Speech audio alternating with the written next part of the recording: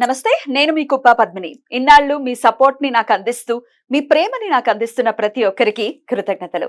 ఇప్పుడు చూడబోతున్న ఈ వీడియో కూడా ఖచ్చితంగా మీకు ఉపయోగపడుతుంది. లైక్, షేర్ అండ్ సబ్స్క్రైబ్ చేసి మీ ఇష్టాన్ని అలాగే మీ సపోర్ట్ ని నాకు అందించండి. అలాగే ఈ వీడియో పట్ల మీ అభిప్రాయాన్ని కమెంట్ సెక్షన్ లో కమెంట్ చేసి నాకు తెలియజేయండి. నమస్తే.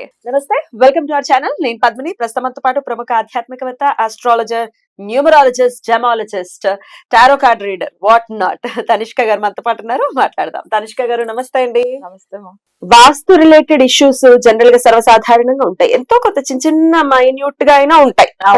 నెగటివ్ ప్రాబ్లం అంటే వాస్తు ఈ దోషం ఉంది, ఈ దోషం ఉంది అని చెప్తూ ఉంటారు. అయితే కొంచెం పెద్ద దోషాలు ఉన్నప్పుడు అందరికీ చేయించుకునే స్తోమత ఉండొచ్చు, ఉండకపోవచ్చు. అవును. అంటే ఒక్కొక్కసారి వాస్తు పండితులు ఇద్దరు ముగ్గురితో చూపించేసుకుంటే బోల్డ్ అంత కన్ఫ్యూజన్ వచ్చేస్తుంది.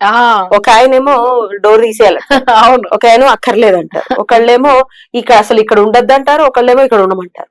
సో ఇట్లా అన్ని పడవల మీద కాళ్ళు వేసేయకూడదు. యాక్చువల్ అయితే ఒకళ్ళని నమ్మాలి, వాళ్ళనే ఫాలో చేయాలి. సరే, అయితే ఈ వాస్తు రిలేటెడ్ ఇష్యూస్ నుంచి మేము ఇవి చేయించలేమండి, లేకపోతే మేము రెంట్ హౌస్ లో ఉన్నాం, మేము ఎలా చేయించుకుంటాము, ఈ ఇల్లు తప్ప మేము వెళ్ళి మళ్ళీ ఇంకొక ఇల్లు అని అంటే రెంట్లు ఎక్కువ, చాలా కారణాలు ఉంటాయి కదా. సో మరి ఈ వాస్తు సమస్యల నుంచి బయటపడాలి అని అంటే ఖచ్చితంగా రెమెడీస్ అంటే ఇవేనా, ఇంకేమైనా ఉన్నాయా, ప్రత్యామ్నాయాలు చెప్తారా? ఓకే అమ్మా. ఇప్పుడు వాస్తు అనేటప్పుడు ప్రతి ఒక్కరికి ఎక్కడ తిరిగి వెళ్ళినా ఆ ఇంటికి రావాల్సిందే. మీరు చెప్పినట్టుగా యాక్చువల్ గా ఒకరు మంచిగా ప్రశాంతంగా ఉండాలంటే చాలా మంది చూడండి ఇంటికి రావడానికి మీరు భయపడుతూ ఉంటారు, ఎందుకంటే నెగిటివ్ ఎఫెక్ట్ ఉంటుందని. వాస్తు దోషం ఉంటే ఎవరిని మంచిగా ఉండనివ్వదు. వాస్తు దోషం ఉంటే ఏంటంటే ఇప్పుడు చాలా మంచి వాస్తు ఇంట్లో ఉండేసి వేరే హౌస్కి వచ్చినప్పుడు నుంచి గొడవలు అవుతూ ఉంటది, అసలు ఆర్థిక ఇబ్బందులు, ఇదంతా వాస్తు దోషం వల్ల వస్తుంది అనేసి. కానీ వాస్తులో మనం ఎన్ని టైప్ చూస్తామంటే భూమి మంచిగా ఉండాలి, ఆ స్థలం ఒకటి, ఆ స్థలానికి ఒక గ్రహం వచ్చి అధిపతి అవుతాడు. సో దాని పవర్ ఒకటి చూడాలి. ఇంకొకటి ఆ ఫ్లాట్ మనం ఏదైతే కన్స్ట్రక్షన్ చేసుకున్నామో ఆ హౌస్ కు ఒక నంబర్ ఉంటది, అది ఒక పవర్ ఉంటుంది. ఇంకా దానికి తర్వాత వాస్తు మన బేసిక్ వాస్తు చూడాలి. నార్త్, సౌత్, వెస్ట్, ఈస్ట్ ఇదంతా కరెక్ట్ ఉందా, నార్త్ ఈస్ట్ గానీ సౌత్ వెస్ట్ గానీ మనకు వచ్చి మేజర్ గా ఆగ్నేయం చూస్తాం, ఇది ఈశాన్యం చూస్తాము, నైరుతి చూస్తాం. ఇప్పుడు ఈశాన్యం కట్ అవ్వకూడదు. సో జనరల్ గా మనం ఆ మాట చెప్తూ ఉంటాం. అంటే మన ఈశాన్యం అనేది ఏంటంటే వాస్తు భగవాన్ తల ఉంటుంది. సో అది మేజర్. అందుకే మనకి ఎప్పుడైనా వాల్యూ పెరగాలంటే ఈశాన్యం చాలా బాగుండాలి అని చెప్తాం. పెరిగితే కూడా మంచిది, పెరిగితే మంచిది. సో ఇంకా వాస్తులో చాలా విషయాలు చూస్తూ ఉంటారు. ఒక వాస్తు అనేటప్పుడు చాలా మంది వాళ్ళు ఏం చేస్తారంటే వెళ్ళినప్పుడు ఇప్పుడు ఒక కన్స్ట్రక్షన్ చేసి ఆల్రెడీ కొంతమందిలో ఏంటంటే కొత్తగా కన్స్ట్రక్షన్ చేసే వాళ్ళు కూడా వాస్తు పనిని తీసుకెళ్లి చూపించే చేస్తారు. ఇప్పుడు మాక్సిమం 99% వాస్తు చూసే కడుతున్నారు, కానీ ఆ ఇంటికి వెళ్ళిన తర్వాత బాగాలేదు. సో దానికి రీజన్ వచ్చి ఆ స్థలము అంత ముందుగా నెగిటివ్ ఎఫెక్ట్ ఆ ఇంట్లో ఏమన్నా జరిగి ఉండొచ్చు ఒకటి. ఇంకొక రీజన్ ఏంటంటే వాళ్ళకి ఎవరైతే అసలు కన్స్ట్రక్షన్ చేసుకుని వెళ్తారో వాళ్ళ జాతక రీతిగా 4th హౌస్ లో మాంది ఉంటే వాళ్ళకి 100% వాస్తు ఉన్న ఇల్లు కూడా సెట్ అవ్వదు. సో అది ఒక ప్రాబ్లం ఉంటుంది. జాతక రీతిగానే కనిపెట్టవచ్చు వీళ్ళు మంచి వాస్తు ఉన్న ఇంట్లో ఉన్నారా లేదా అనేసి తెలిసిపోతుంది. సరే, మనం ఇప్పుడు మీరు అంటున్నారు మేడం, మీరు అసలు ఆన్లైన్ లో ఫోన్ లోనే చెప్తున్నారు వాస్తు బాగుందా లేదా. నేను ఇప్పుడు చూడండి డైరెక్ట్ వెళ్ళిన వాళ్ళు కూడా తప్పుగా చెప్పారు. నేను ఇక్కడ జాతకం చూసి అయితే చెప్తారు, చెప్పేసి సమస్య ఉంది అని చెప్పేసి ఎలా చెప్తారండి బాబా చూడాలి కదా. ఒక ప్రశ్న వేస్తాం, ప్రశ్నలో వాళ్ళు ఉన్న స్థలంలో నెగిటివ్ ఉందని కనిపిస్తుంది.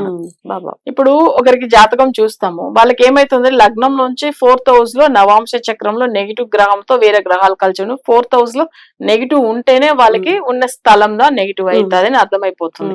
సో నేను ఆయనకు ప్రశ్న వేయంగానే అవే చెప్పాను, మీరు ఉన్న స్థలంలో మేజర్ ప్రాబ్లం ఉందండి, ఈ స్థలానికి ఎప్పుడు వచ్చారో ఆ నెంబర్ చూస్తే కనిపెట్టేస్తాం. స్థలం అంటే ఇల్లు కడతాము.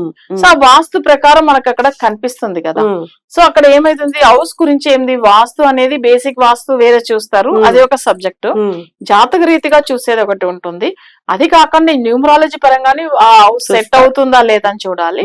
సో ఇవన్నీ వాస్తులో ఇన్ని విషయాలు ఉంది, అవన్నీ చూస్తేనా మనకు అక్కడ కరెక్ట్ అనిపిస్తుంది. ఎందుకంటే వాస్తు బేసిక్ వాస్తు వరకు చూసేసి వెళ్ళిపోతే సమస్యలు తొలగిపోలే కదా తనకి, అలానే ఉంది కదా. సో ఇప్పుడు మీరు చెప్పిన ఇంకొక విషయం చూడండి, ఇక్కడ విండో ఉండకూడదు, లేదు ఇక్కడ అసలు మెయిన్ డోర్ ఉండకూడదు, ఇవన్నీ చెప్తూ ఉంటాం. అంటే కొన్ని జాతకాలకు వాళ్ళకి ఒక లెక్క ఉంటుంది. ఇప్పుడు ఇది గురు పవర్ లో ఎంట్రన్స్ ఉంది అంటే గురు బలంతో ఎంట్రన్స్ ఉంటుంది, సో లేదు బుధుడు కాల్లో ఉంటుంది, లేదు చంద్రుడి కాల్లో ఉంటుంది అని చెప్తూ ఉంటారు. సో ఇంకొన్ని ఇళ్ళలో చూసారంటే ఆ పిల్లలు బాగా చదువుకుంటారు, ఎందుకంటే అది ఇది మెయిన్ ఎంట్రన్స్ గురు కాల్లో ఉంటుంది అంటే ఆ మాట తమిళ్లో చెప్తారు. సో అది నిజంగానే అలానే ఉంటుంది. సో ఇదంతా ఎందుకు మనం చెప్తున్నామంటే ఒక జాతకంని తీసుకుంటే ఒక ఇల్లు ఒకటి కొనే ముందుగా తప్పకుండా వాళ్ళు ఒక్కసారి జాతకం పరిశీలన చేసుకోవాలి. ఇది చాలా చాలా ఇంపార్టెంట్. ఇళ్ళ కొనేయడానికి వీట్లేదు. అవును, ఎందుకంటే వాళ్ళకి అది నెగిటివ్ నెంబర్ ఉంది, ఆ పాజిటివ్ నెంబర్ మనం ముందుగా తెలుసుకుంటేనే కదా మంచి హౌస్ కొనుక్కోవడం వెళ్ళడానికి ఒక నెంబర్ ప్రకారం కానీ వాస్తు ప్రకారం కానీ మనకు వచ్చేస్తుంది. సో ఇది ఎందుకు ఈ మాట చెప్తున్నా అంటే నా ఒక క్లయింట్ వాళ్ళ ఎక్స్పీరియన్స్ వాళ్ళు చెప్పారు. యాక్చువల్ గా ఆయన వచ్చి 2014 లో డైరెక్ట్ కన్సల్ట్ అయిన అతను. ఆయన ఏమైందంటే ఆయన జాబ్ విషయం గురించి వచ్చారు, ఆయనకి గవర్నమెంట్ జాబ్ వచ్చింది మన రెమెడీ వల్ల, చాలా బాగా మంచి పొజిషన్ కి వచ్చారు. తర్వాత ఒక హౌస్ కొనుక్కున్నాడు.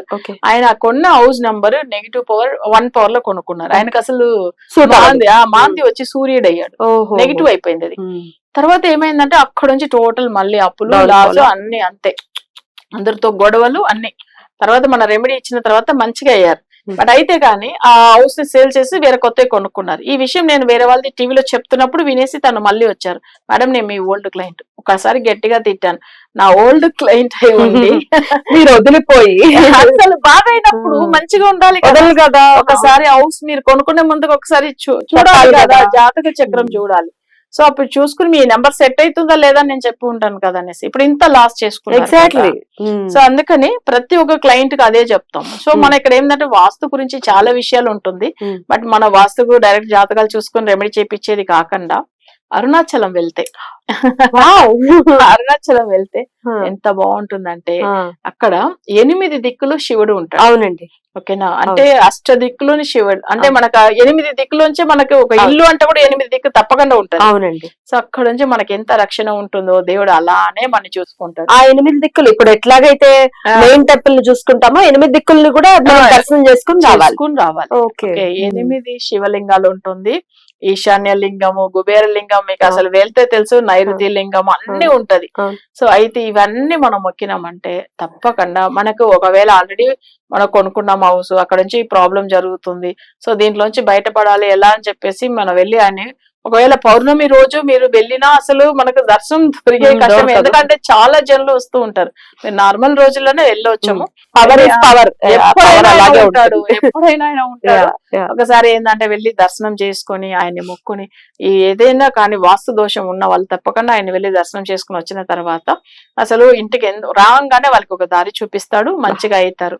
సో మనం కూడా ఏంటంటే ఆయనకి సంబంధించిన పూజలతో అక్కడ కొల్లిమలలో చేపిస్తాము, చేపించి వాస్తు గురించి కొన్ని యంత్రాలు పంపిస్తాము. అది అసలు ఎంత మంచిగా అవుతుందంటే ఇంత ముందుగా ఒక క్లయింట్ కూడా మాట్లాడారు, 24 hours లో టెనెంట్ వచ్చారు, 2 years గా అసలు ఖాళీగా ఉన్నది మాట్లాడాం కదా. సో అది నిజం, స్వామి వారు పూజ చేసి వస్తుంది కదా. బ్యూటిఫుల్. సో అలానే తప్పకుండా మంచిగా అవుతుంది. ఎవరైనా వాస్తు దోషం ఉన్నా లేదా కొత్తగా హౌస్ కొనుక్కోవాలన్నా ఒక రకమైన భయం ఉంటుంది ఏదైనా, బట్ ఇది చూసి చేసుకోవడం మంచిది. అద్భుతం. సో వాస్తు దోషాలు ఉన్నాయి మేము చేయించలేకపోతున్నాం అంటే ఒక్కసారి అరుణాచలేశ్వరుడి దర్శనం ఖచ్చితంగా అన్నిటికీ సమాధానం చెప్తున్నారు.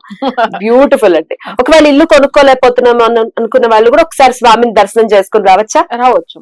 బ్యూటిఫుల్. అంటే ఫస్ట్ టైం మనకు తెలిసినంత వరకు అరుణాచలం గురించి తెలియాలంటే రజనీకాంత్ సూపర్ స్టార్ ఆయన వెళ్ళి ఎంత డెవలప్ అయ్యారు. మామూలుగా కదా, రోడ్లు కూడా ఆయన వేయించారు, లైట్లు కూడా ఆయన వేయించారు. అంటే ఆయన వెళ్ళి ఒకసారి ఇలానే గిరి ప్రదర్శనం చేసుకున్న తర్వాత ఆయనకి ఎక్కువ ఆల్రెడీ అంటే దేవుడి మీద చాలా భక్తి ఎక్కువ, మరి అక్కడ వెళ్ళి వచ్చిన తర్వాత ఇంకా డెవలప్ అయ్యారు. సో అందుకే అన్ని చేయించారు అక్కడ. ఆయన అరుణాచలం సినిమా అప్పట్లోనే శివుడిని పెట్టే కదా అసలు అలానే ఉంటాడు శివుడు. అప్పటి నుంచి వెళ్తూ ఉన్నారు ఆయన అరుణాచలం. అవును, ఆయన మొక్కిన తర్వాత అంత మంచిగా అయిందని అసలు మర్చిపోలేదు. బ్యూటిఫుల్, బ్యూటిఫుల్, అద్భుతం అండి. చాలా చక్కగా వివరించారు. ఈ రెమెడీ చేయండి, ఆ రెమెడీ చేయండి కాదు, స్వామి దర్శనం ఖచ్చితంగా మన జీవితాల్లో మార్పును తెస్తుంది అని చెప్తున్నారు. రైట్ అండి, thank you so very much. నమస్తే. నమస్తే అమ్మా.